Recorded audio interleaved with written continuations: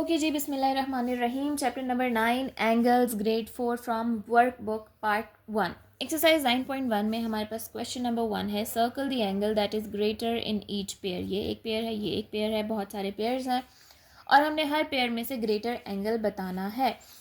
तो मैं यहाँ पे अब कहीं जहाँ नेसेसरी नहीं है वहाँ पे हम डी नहीं यूज़ करेंगे। देखें, अब हमें इतना प्रैक्टिस किया है लर्नर्स में कि हमें भी और बच्चे को भी अंदाज़ा होना चाहिए कि एंगल कैसे देखने से भी हमें रियलाइज़ हो जाता है कि अगर बहुत ज़्यादा उनमें एक सिमिलैरिटी ना हो दिखने में, तो देखने से हमें पता चल जाता है which is greater and which is smaller. अब हमें पता है कि ये वाला एरो इस एरो के ज़्यादा करीब है as compare to this arrow, तो डेफिनेटली इसमें ग्रेटर एंगल कौन सा है, ये वाला। जिस दो एरोज़ में गैप ज़्यादा होगा वही ग्रेटर होगा। ठीक है, यहाँ पे भी this angle A is greater. यहाँ पे देखें, अब यहाँ पे हमें फिर भी मुझे पता चल रहा है कि दिस ए इज़ ग्रेटर। ठीक है, क्योंकि ये थोड़ा ज़्यादा उस तरफ टिल्टेड है, पीछे इनका गैप थोड़ा सा ज़्यादा है, इनका इससे हल्का सा कम है। लेकिन इसमें अगर आप चाहें तो आप मैयर कर सकते हैं। अगेन ए इज़ ग्रेटर, यहाँ पे भी इन दो एरोस के लाइंस के दरमियान का गैप कम है, यहाँ पे गैप ज़्यादा है, so angle B is greater. यहाँ पे इनका गैप कम है, इसका गैप ज़्यादा है, so angle A is greater. And here, अब यहाँ पे देयर इज़ अ स्लाइट, अभी भी मुझे पता तो चल रहा है कि बी इज़ ग्रेटर, लेकिन हम यहाँ पे मैयर करते हैं। Angle A is almost 155 degrees and angle B is 165 degrees. So definitely angle B is greater.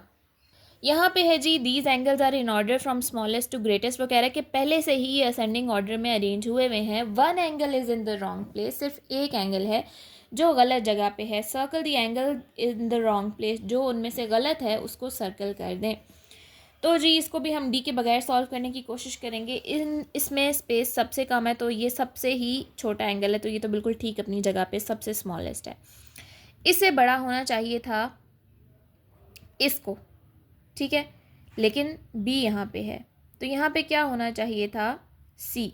यानी ए के बाद होना चाहिए था सी, सी के बाद होना चाहिए डी, डी के बाद होना चाहिए ई, और ई के बाद होना चाहिए बी। तो गलत जगह पे है जी बी, बाकी सब ठीक ऑर्डर में है, बी सिर्फ लास्ट में आ जाएगा।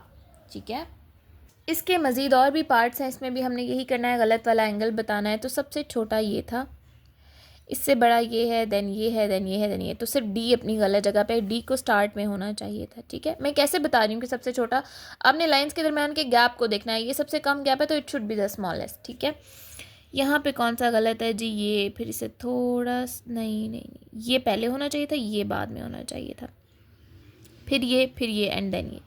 सो गलत जगह पे कौन सा है, ये पहले होना चाहिए था। C is in the wrong place, B should be here.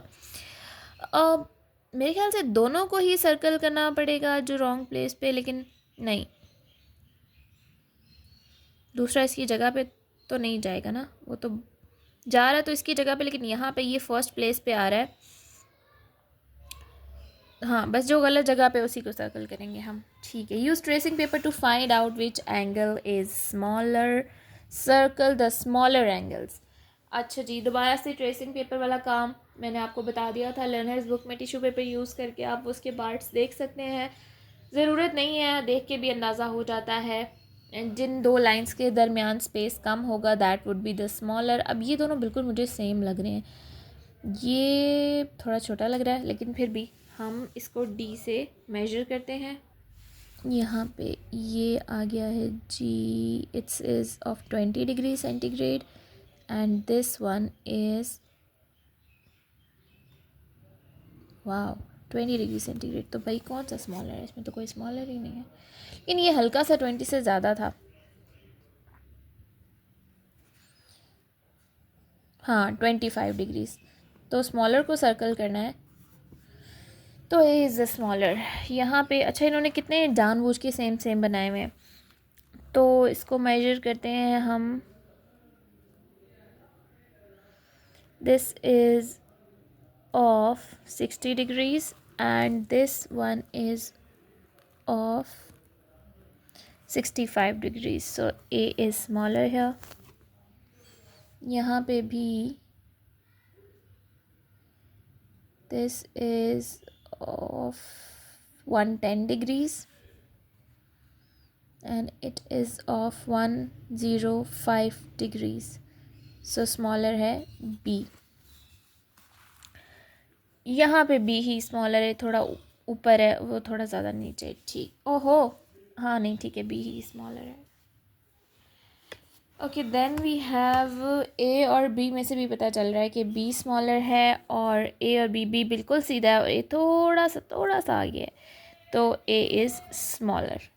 Which pair of angles was the most difficult to compare in question 3, explain Y.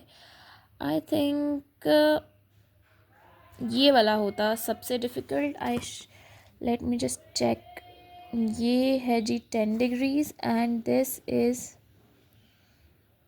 15 degrees. इसमें भी 5 डिग्रीज़ का गैप है, इसमें भी 5 डिग्रीज़ का गैप है, तो हम कह लेंगे A and E were the most difficult because there is a slight difference in their angles, या the difference in their angles is quite less. ठीक है, ये अब आप प्लीज़ लिख लीजिएगा। मैं लिखूँगी तो 2 मिनट एक्स्ट्रा ज़ाया होंगे वीडियो में, और इन 2 मिनट्स में हम एक क्वेश्चन एक्सप्लेन कर लेंगे। जी नेक्स्ट क्वेश्चन पे आते हैं।